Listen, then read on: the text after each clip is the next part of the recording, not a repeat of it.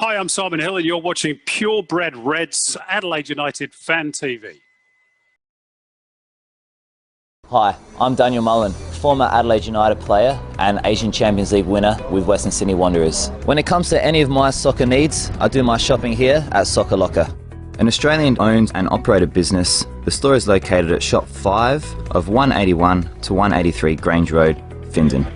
Founded in 2017, Soccer Locker was introduced into the market to fulfil all the soccer-related needs of Australians, providing a huge range of quality clothing and equipment ranging from soccer balls, team kits, goalkeeper gear, accessories and much more.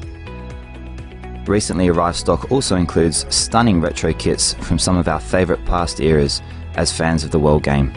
Soccer Locker is a specialist in premier range boots, Adidas and Puma, goalkeeper gear and licensed merchandise. Visit us online at www.soccerlocker.com.au with free delivery Australia-wide. So get shopping now at our Findon store, open from 10 a.m. to 5:30 p.m. from Monday to Friday and open Saturdays from 9 a.m. to 3 p.m. G'day guys and welcome to the Purebred Reds Adelaide United Fan TV, coming to you tonight with a preview of our elimination final this Sunday, Brisbane Roar versus Adelaide United, and I'm absolutely delighted to welcome back an inaugural Adelaide United player, championship winning assistant manager, and of course now the assistant of the Greek national team. It's his second appearance on the show. Delighted to have him back. Michael Valkanis, our very own. How are you doing? Hello, mate. No, happy to be back too. And yeah, really good. Really good. Always happy when you come back from camp and you've had really extremely good performances and good results. So always happy. Now we've got a bit of time off until September where the qualifiers start again. And of course, the Euros are on.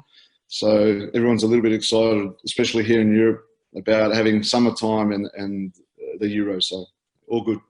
Very much have your eyes cast towards the upcoming World Cup qualifiers that will resume in September. So just tell us briefly how it's all been going for you. Obviously, a dream job that you're in with John Van Schip, the head coach there. Tell us how it's been. We last spoke to you 12 months ago. So just tell us how you've been faring in that time, Michael. Yeah, look, it's been an interesting last 12 months, obviously with COVID all over the world and the way we've had to go about our football with no crowds and obviously going into camp and all the different ways you've got to prepare in terms of COVID and so on. But look, it's been a good 12 months and we've had really good results and we've played some good football. Apart from probably we weren't happy with our game against Georgia in Greece where we drew 1-1. And in terms of performance, we probably weren't up there as we have been in all the other games in terms of the style of football and the attacking play that we wanted. But that happens in football. And overall, we've been really happy. We're unbeaten, playing good football, good attacking football, and matching it with teams such as Spain and Belgium, which has been fantastic. But for us now, we had two very important friendly games, obviously, recently with Belgium and Norway. And we purposely picked tough opponents to prepare ourselves for September, which we've got two very strong games. One in Kosovo, which is not going to be easy. They're a very good team. A lot of people underestimate them. And, of course, Sweden in Sweden. And they're two important games for us in terms of moving forward for World Cup qualification. So it's all been good. It's been interesting, and it's been a great experience for me personally in terms of helping put all this together and working with John. So we're looking forward to September. Bit of a break now, but football starts very quickly, and of course we've got some of our opponents in the Euros. So there's still a lot of scouting to do while watching those games, and then obviously preparation for a lot of teams starts early in a lot of friendly games. So we'll be right back to work, scouting our players and opposition very shortly. Rightly, as you say, football never sleeps. But as for today, we're here to preview a game between Adelaide United and Brisbane Roar, elimination final in the A-League. Obviously, you are a club legend, so we want to talk all things Adelaide United momentarily. The game kicks off 2:35 on Sunday at Dolphin Stadium. No squads at the time of filming. Of course, guys, make sure to catch the game on Fox Sports or KO Sports. Michael, just getting into things, I want to ask you, Adelaide United a 2-2 draw against Western Sydney. Had United won this game last week, they would have ensured that they had a home final. So it was very disappointing that they weren't able to get it done, particularly in front of our home fans here in Adelaide. Obviously, a result that, we'd expect better of this team. I think it's fair to say that on the whole, Adelaide United really perform when it comes to the big occasions, and to not get a result was disappointing. But Carl Veart, your ex-teammate, seems to be fairly optimistic about a trip on the road to tackle Brisbane Roar. What did you make of the result, and have we really let an opportunity slip here, do you think? Look, I agree a little bit with Carl, and that's not a coach supporting a coach, but I think they've had a really good season. They've got a very young team, and Carl's done an extremely good job together with Ross Aloisi. So, I think it's just get behind them. It's finals games, and it's completely different games to your normal league games, your normal season. So everyone has to get behind them. Yeah, of course, it is disappointing not getting a home final, but that's football, and that's going to happen. And sometimes supporters take it for granted, and they think it's very easy. You're just going to get results. You're going to get the win. The boys, the coaches, obviously want to go out on the park and get that win. There's no doubt about it. And it didn't happen. It's football. They've had a really good season. You've got to be optimistic, and look at the season they've had with a young squad.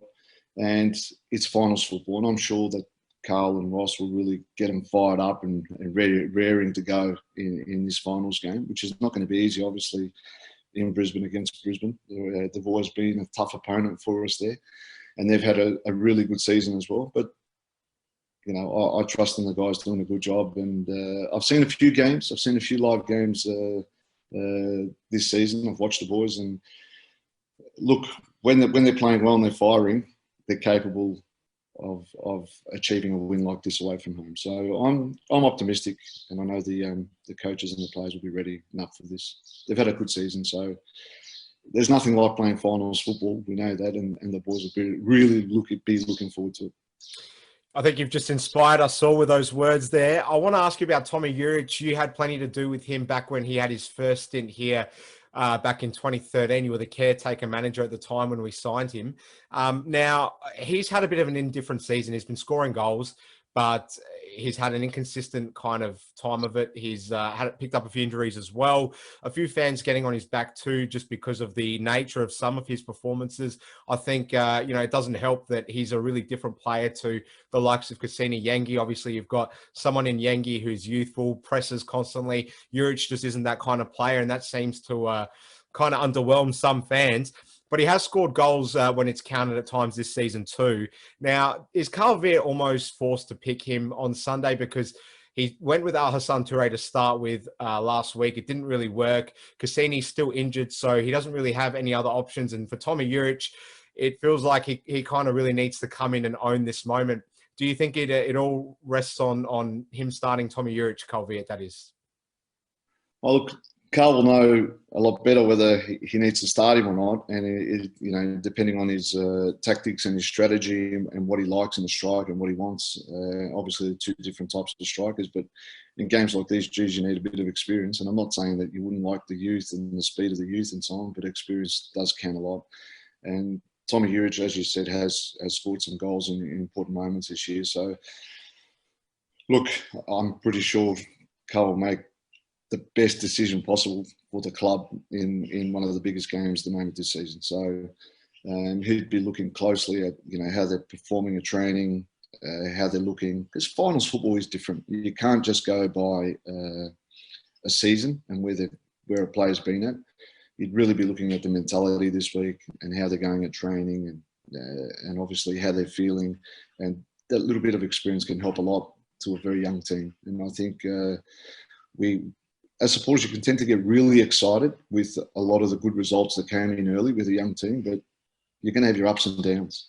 And that's where, like I said before, you've got to really get behind them, and experienced players will help, in the crunch moments. And I'm sure, like I said, I think the coaching staff will make the right decision, whatever's best for the team on the day. They're a little bit up close and personal with them, and they know a little bit better than us, especially me being on the other side of the world. So, I'm backing in on what they're doing, the job they've done, and hopefully they get us over the line.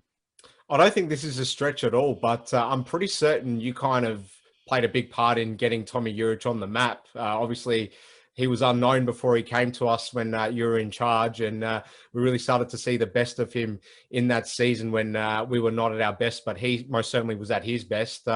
What do you kind of make of him as a player, and would we be wise to make sure we try keep him going forward?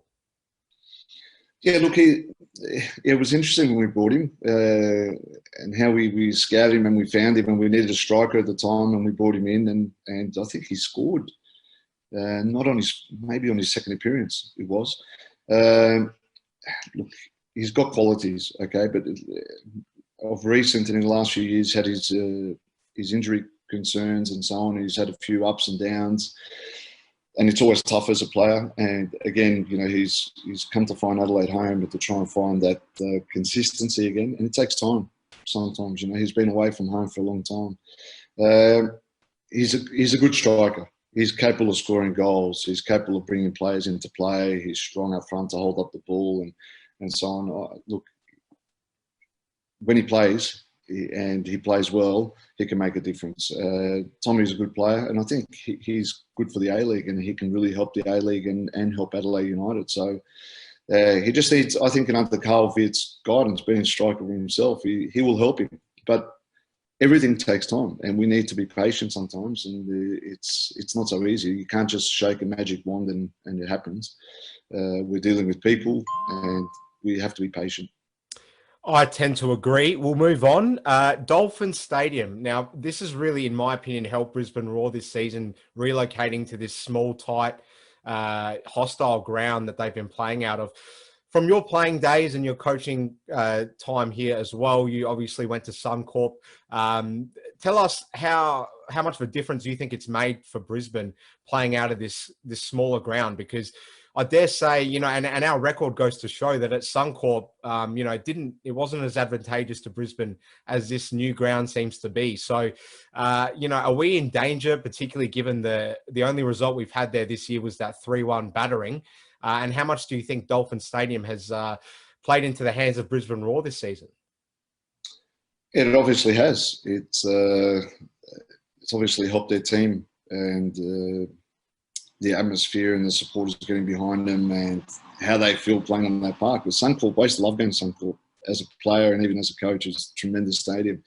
But as Adelaide United going to Suncorp, I can remember a lot of times, if I may say, we stole the results from there. You know, we'd get really good results as Adelaide United from there, and had some really, really good performances in there. And so, you know, Dolphin Stadium probably plays into the hands of Brisbane a little bit more. I don't know why that happens, but sometimes even as a player, there's some stadiums that you just love playing at, and you feel enormous confidence going to these stadiums, knowing that I'm just going to play well as a player, we're going to win. And the Greeks have even got a word for it, but obviously, you know, I'm speaking Greek now, but of a ground. But it's interesting, you know, it's interesting, and yeah, it's going to be an interesting final. It's going to be a good final because Brisbane are a young team as well, and Brisbane have always been up there. They've got extremely good talent in Australia. A lot of talent comes out of Brisbane.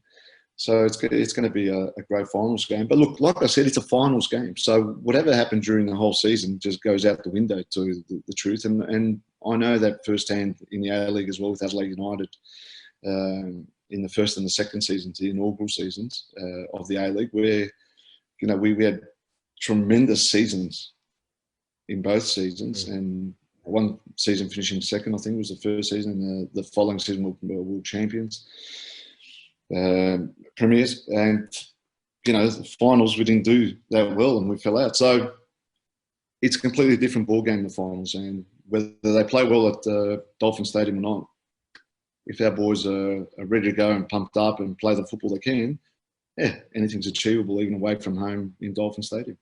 It's interesting to hear you say that. Sometimes players just can't seem to explain why the stadium impacts so much. But again, we'll move on. There's a rumoured player exodus on the cards at Adelaide United. We've just seen yesterday, Australia time, your great mate's son, Don Costanzo, the son of fellow legend Angelo Costanzo, sadly depart just one season in.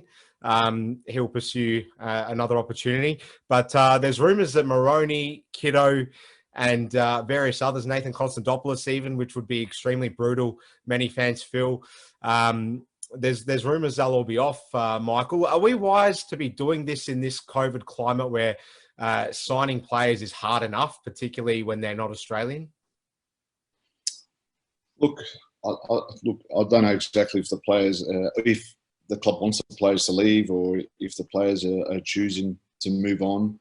And during this COVID period, it is tough, and players are always looking for an outlet and to pursue maybe somewhere they think their career can be a lot better. I don't know. I don't know how the players are thinking. I'm not in there to know how the players are thinking and how the club's thinking, but I'm pretty sure that the club will do the utmost best to keep the majority of the squad, and Carl will be working behind the scenes, I can imagine. And it's tough during finals to be having these conversations as well with players, because you're trying to prepare them mentally for a final, and also on the back of their head, it's in the back of the head of the coach as well. It's are we staying? Are they staying? They're not staying. Are they going? Do they want to stay? And that can affect performance as well. And it's not a great time that this sort of stuff does come up, to be quite honest. But I guess that's part of management now, and they're going to have to really manage that situation. That the players are fully focused for the game, and hopefully work is done behind the scenes to keep the players that the club obviously believes they need moving forward, and to build on a season again, which I'm going to say was quite positive. You know, people can be very negative because people get very excited very early on, and again, I'm going to say with the young teams have done extremely well, and it takes time. Rome wasn't built in a day. That's the truth. And you know, sometimes we feel that here as well, even with the Greek national team. It takes time, and with every job, whatever you do, you need patience, you need hard work, and you need to just keep moving on and keep building. And that's what is required now at Adelaide United, not to have any sort of negativity towards, you know, not having a home final or you know, if things don't go too well in the final. It's about being positive and moving forward and building on what you've done. And again, I still think that we're going to get through this game and have a positive result. So, they're going to have to work endlessly. I went off track a little bit behind the scenes to try and keep as many players as possible, because one of the biggest problems in the A-League is the turnover and the change in the amount of players season in, season out in clubs, and the teams that are stable and continually do well, the ones that don't have so much of an exodus. So it's important to keep as many as you can every year. Yeah, absolutely. Carl Veart, how does he approach this game? Obviously, we're on the road. I actually believe that we've been better away from home a lot this season, because I think playing away from home suits this team more. Relying on our young, quick players in transition, particularly later on in games on the road, has worked well for us this season. I think when there's expectation at home to play a certain way, that tends to sometimes undo us a little bit. So bearing that in mind, how do you think Carl Veart, and you know him well, you spent plenty of time around him in dressing rooms, how will he, with the coach that he is today, be planning to approach this game? Oh, look, Carl's an attacking coach. He was an attacker himself, and he'll want to score goals and win the game. Obviously, we've seen the season with his approach. Look, it'll be interesting. Finals game, away from home. We'll use that speed and play a little bit more on the counter, play a little bit more safe, or will he go all out attack? I'm not too sure. Again, it depends. He knows a little bit better than me, being day in, day out in the A-League, involved with his team and with against and knowing the opposition well. I'm pretty sure he will have done his homework, mate, together with Ross, to make sure that it's one of the biggest games of the season for them. Let's not joke about it. And, it might not be the grand final, but you want to remain in the finals, and every game is a grand final now.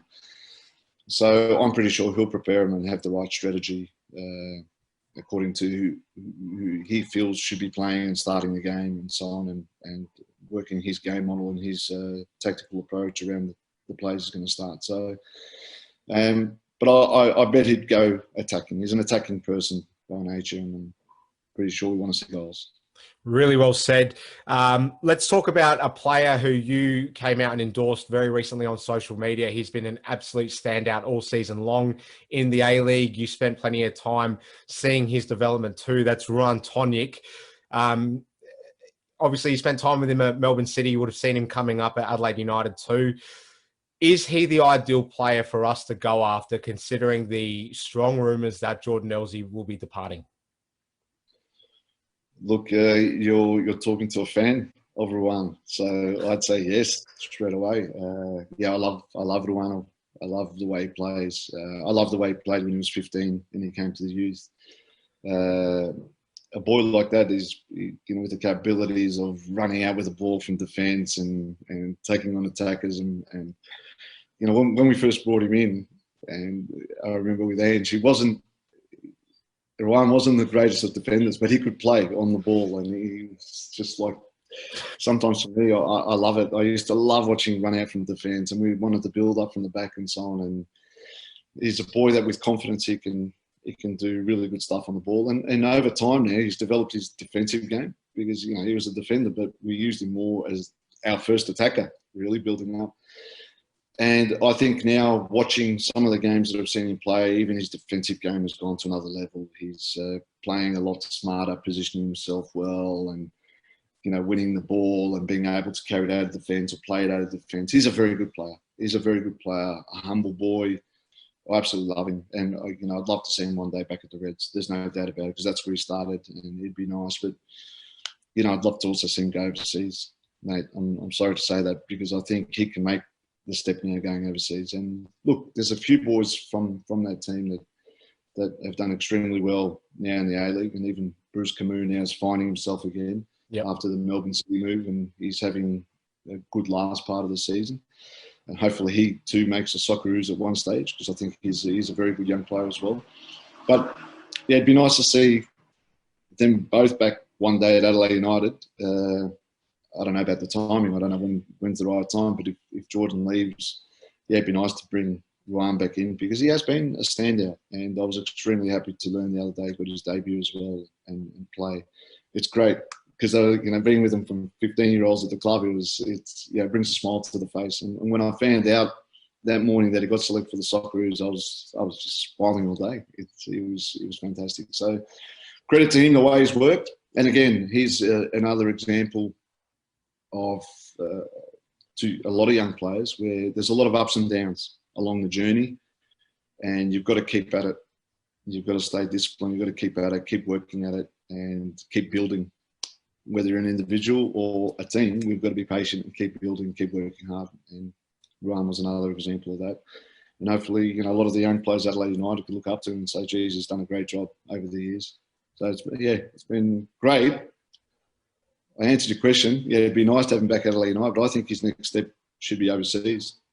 I've got to say, it's great to see you speak so passionately as such a distinguished centre-back about an upcoming centre-back. I personally feel really vindicated to see the year that he's had, because I recall watching him in the youth team and really being excited about him coming through. And then obviously he left, which was disappointing. But I remember a lot of people being like, oh, who's this kid? Why are you so big on him? I remember how dominant he was watching him play in your youth team.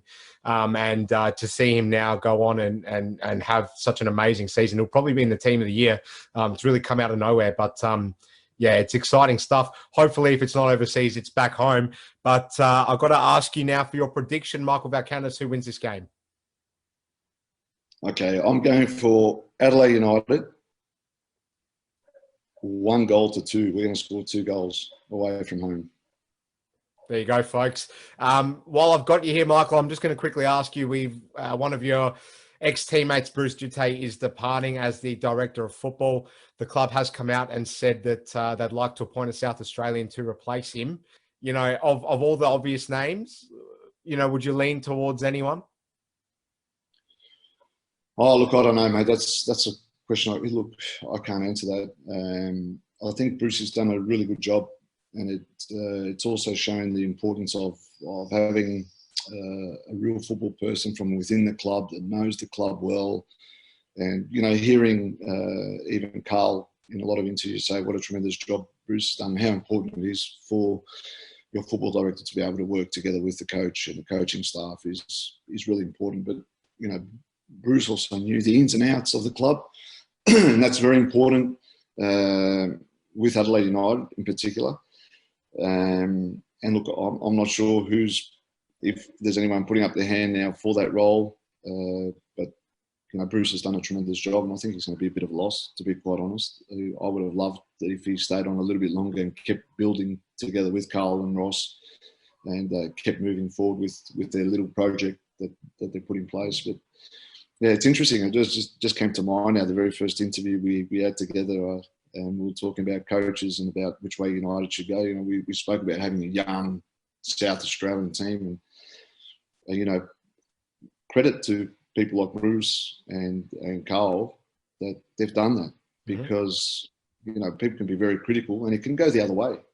It could go the other way very early on, and it hasn't. They've steered it in the right direction. That's why I'm from the start of this interview, I'm saying, keep building, keep supporting, be patient, and hopefully, like I said, they win 2-1 away from home now, and they keep moving on in the finals. But whatever happens, it's been a really good season, and a season that's been positive, and to look forward to the next one. And it's going to be interesting. That's a big job now, that they find the right person to replace Bruce, and that's going to make a great working combination with the coaches and with the philosophy and the way they want to see the club moving forwards. Is very important that they keep on that same right track that they're on at the moment. It's all about Ange Postecoglou here at the moment in Australia. Obviously, a man that you would know very, very well, a fellow Greek Australian, both at South Melbourne as South Melbourne legends. You've obviously, coached against him in the A-League. You've seen him go on and have quite a meteoric rise in the coaching ranks. Along with you, he's really the only other Australian manager overseas that is kind of making any inroads at the moment from Australia. He's obviously just been appointed in a dream job, which you yourself would know something about, being the current assistant of Greece. Ange to Celtic, obviously you'd be watching this with a keen eye, talking about it in your circles. Is this a watershed moment for coaches from Australia? 100%.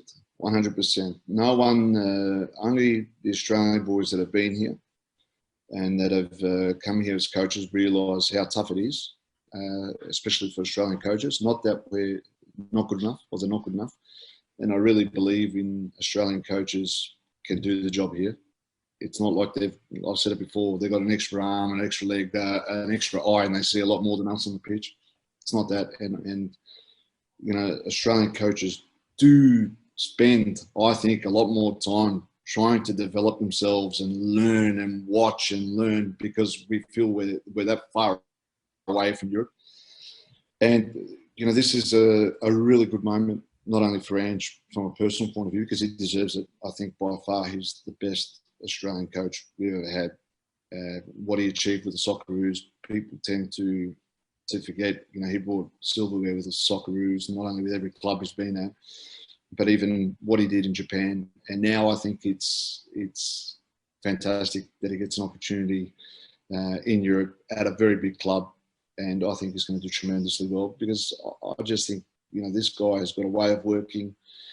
He's very clear with what he wants. And I don't know what it is, but whatever he touches, he wins silverware. He does it with the way he works. So I'm really confident he's going to be successful, and I'm confident that he's going to be that inroad that opens doors to other coaches as well that work really hard and have dreams to work in Europe.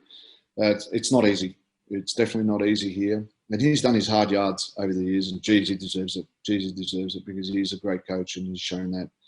Not only that he's won silverware, which is fantastic, but that fingerprint, that imprint of identity that he leaves everywhere is, for me, just what makes him so special. So, yeah, I've been lucky enough to actually beat him once with against Melbourne Victory. Yep. When I was the interim coach at United, so I'll always have that to remember. We beat him 1-0 with was it Geronimo's cross or Geronimo's goal? It was Geronimo's goal, the header. All I remember is McCain having an absolute screamer of a game.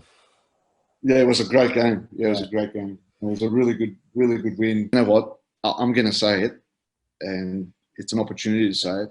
We need to do something about licenses, because it is crazy what we go through here in terms of licenses. And okay, and they come from overseas and they can just get jobs in the A-League, and they're not necessarily top end coaches that can just get jobs because they've got a UEFA Pro, and I don't think that's fair. And you know, something's got to be done because I think licenses are extremely important, and we learn a lot from them. But in the end, does that really make you or break you? How good a coach you are? Of course not. I don't really understand that. And I think sometimes it's a little bit disappointing with some of the Aussie coaches, what they've got to go through here. And our colleagues from Europe go across to Australia and get jobs straight away.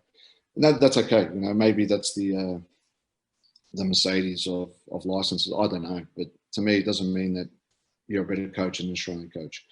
So it's got to be something that's got to be done behind the scenes, that it levels it up, that Australian coaches don't have this sort of problem when they go overseas. I think we all agree with you. Mate, I went off track like I always do, but I think Ange, he's got to be one of the greatest, if not the greatest, from Australia at the moment.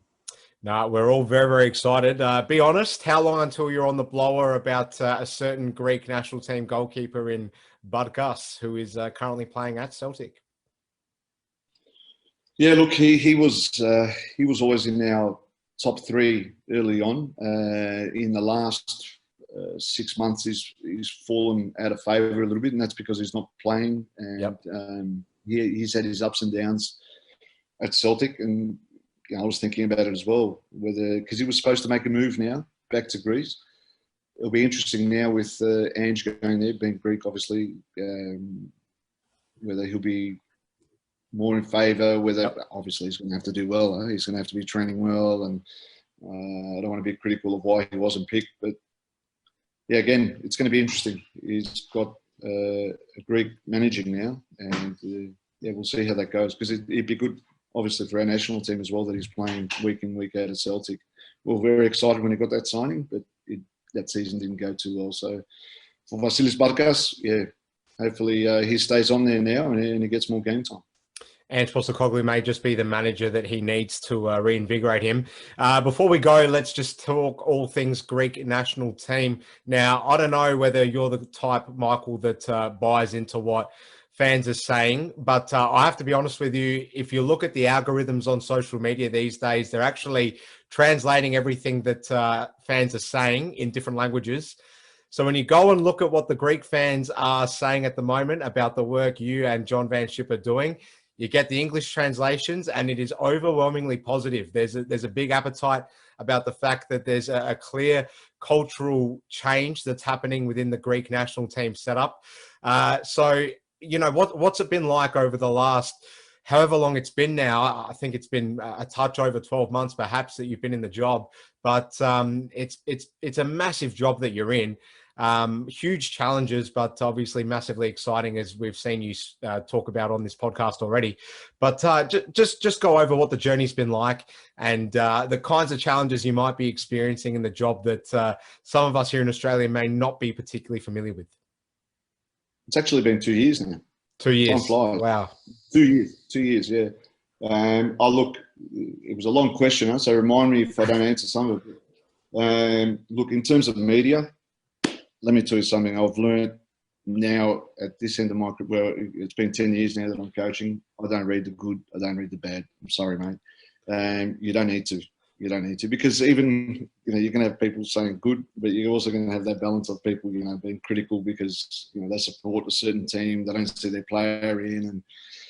And a lot of times supporters don't know what is actually happening in-house and why certain decisions are made. And a lot of times coaches also protect a lot of decisions, don't come out and say why they're being made, because you have to protect your players and you protect your environment and so on. So I have a way of saying that if you are going to listen to everything that's on social media or in the media, then you might as well give up coaching and just go on the stand and watch the game. Because you have to be, we just spoke about Australia's greatest, and I mentioned he's very clear, he knows how he works, and that's what you've got to do. You're clear with what you want, you know how you're going to put it in place, and you believe in it, and you just keep working away. And that's what you've got to focus on, the coach, not what a lot of people are saying, because it can affect then the way you do your work. You've got to be fully focused on your job. And here, just imagine the media here. So in Australia, for example, if you've got one newspaper writing an article or Fox. Here there's, I don't know how many newspapers. I don't know how many websites and social media pages. The amount of TV shows on every channel that they've got experts on it, coaching panels and so on. You wouldn't be able to keep up with everything. So there's another reason for not listening to it or reading it and so on. And they're very critical. They're very critical here, and that's what makes it even more difficult for coaches to deal with. And it's part of managing and like I said, not really focusing on the job. So it's quite interesting. Yeah, look, we're quite happy with the way we've been going. We've made a lot of progress. I think we've made a lot of change. We've also been a little bit unlucky in what sense? When you look at it, qualifying for the Euros, we came in at a time where people said it's not going to happen. Mm-hmm. But we turned things around quickly, and we were only a step away, and we could have been in the Euros now. So that was positive, though. I know a lot of people took a lot out of that period because they saw a change in the way the team was playing, football they were playing, and that we came very close to qualifying at a time when all had ended. The Nations League then went okay in terms of that. We didn't finish first in our group, and that was a little bit disappointing, but it was one of those games where we threw everything but the kitchen sink, maybe even the kitchen sink at Slovenia. And I don't think they attacked that game. And we showed a really good attacking display, only not to score the amount of chances we created. And you had a goalkeeper from Atletico Madrid in Oblak just making some unbelievable saves. World-class goalkeeper, mate.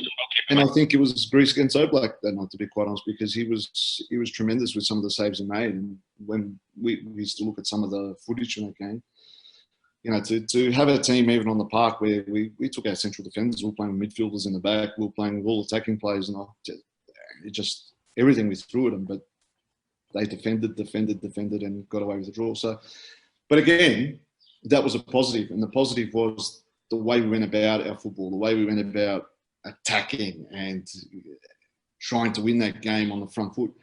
And it was a change in mentality of what we're usually seeing in a Greek team. And now again, we're sort of building, but in the last 12 months, we've had a few injuries to, I think, some important players that make a difference also in the way we want to play our football. And I really believe with this group, which I love working with, absolutely love working with, training with these guys.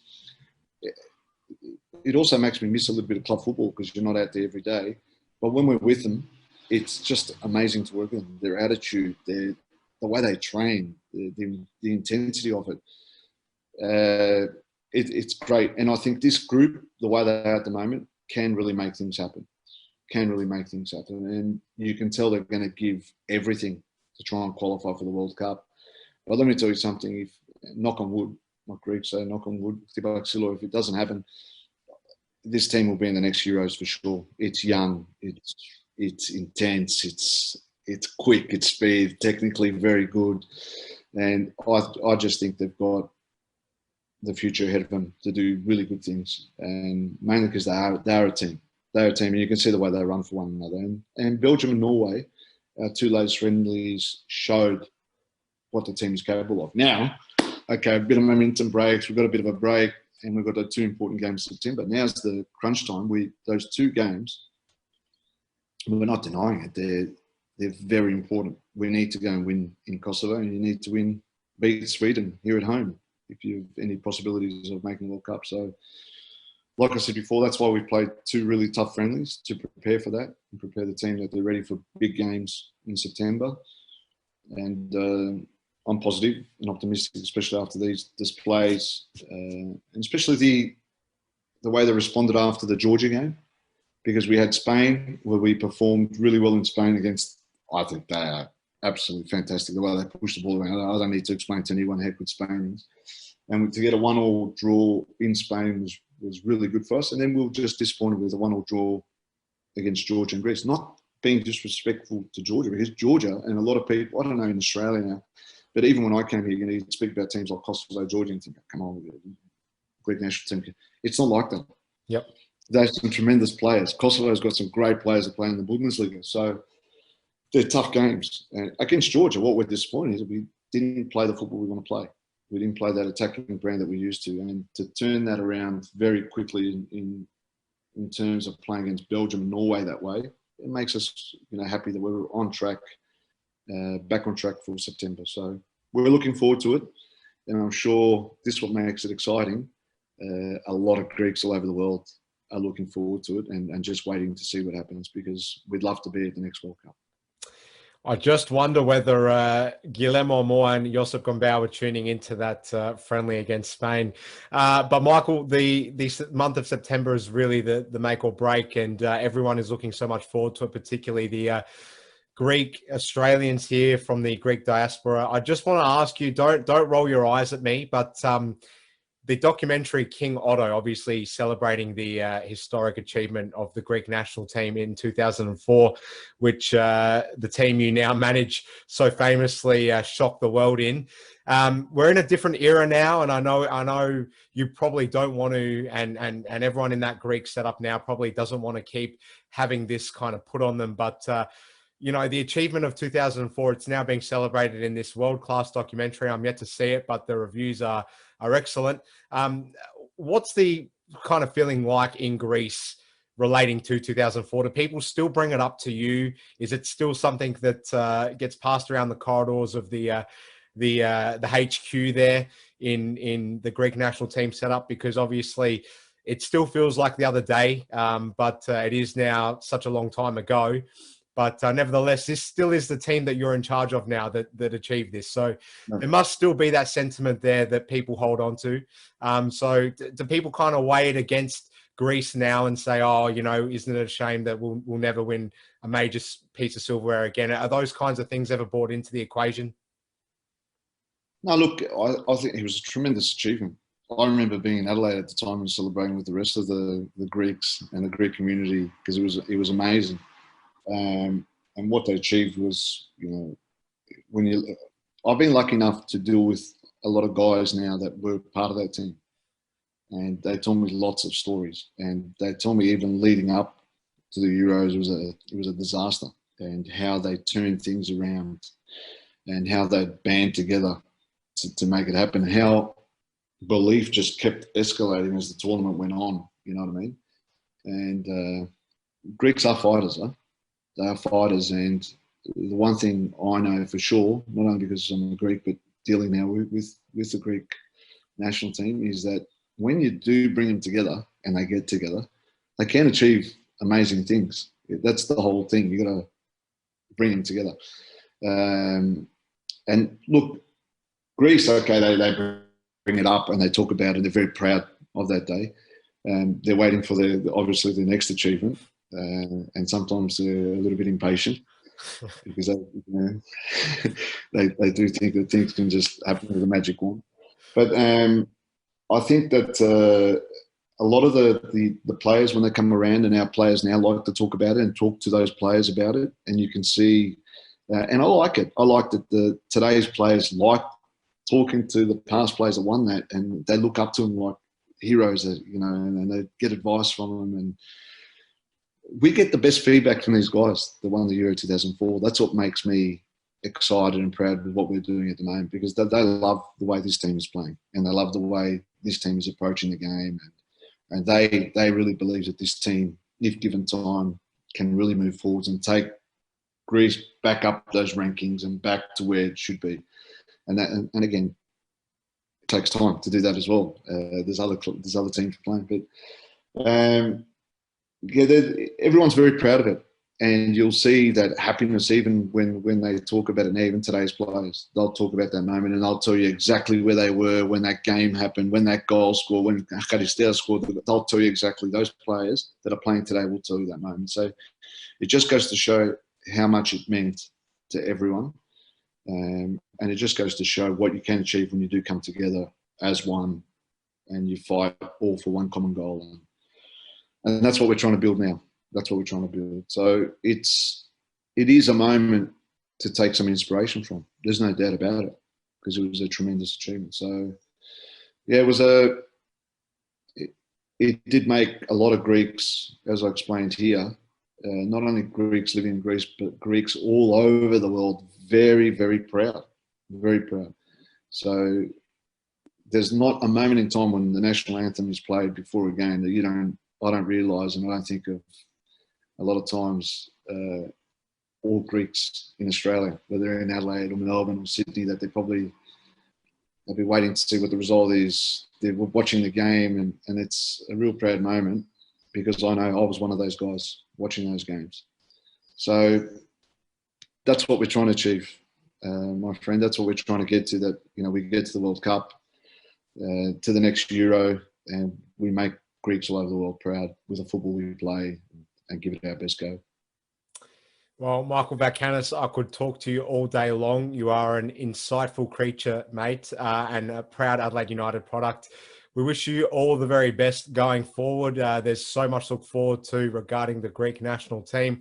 Always great to catch up and talk about your old club, Adelaide United, as well, and get your opinions on everything going on with the state of Australian football. But like I said, I've taken too much of your time. You are a very busy man.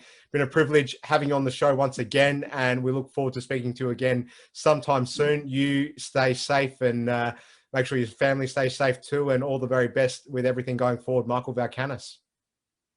Thank you very much. Thanks for the opportunity to speak again. And good luck to Carl and Ross. Important game coming up. Go Reds. And I'll be tuning in to watch as well. And I'm sure the boys will come through this. And like I said, keep working, keep doing the right thing. They've done a really good job this year, and they've got to be supported. There's no doubt about it. Fantastic stuff. Enjoy the game, guys, and thanks so much for watching.